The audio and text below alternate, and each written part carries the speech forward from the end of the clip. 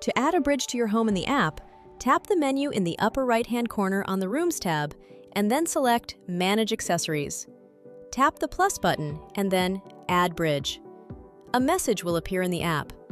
Before adding a bridge, make sure all shades are added to the home, your bridge is powered on, and is blinking green or green plus purple. Tap Continue. Name the bridge. We recommend using a location-based name. Please note that if you are setting up multiple bridges, a list would appear with all available bridges. Tap Identify to flash the LED and identify your first bridge. Tap on Configure Wi-Fi to configure the network connection.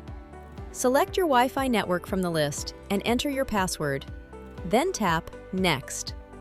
The app will assign shades to the bridge and verify if the position of the bridge is within acceptable range of the shades. If the bridge position is acceptable, you will see a green check mark for each room. If the bridge position is not in acceptable range of all shades, you will be informed which rooms of shades could not be assigned. If necessary, reposition the bridge and select Try Again or add additional bridges. You may see a message in the app while the bridge is finishing setup and updating its firmware, which may take up to 20 minutes. The bridge LED will turn solid blue when complete.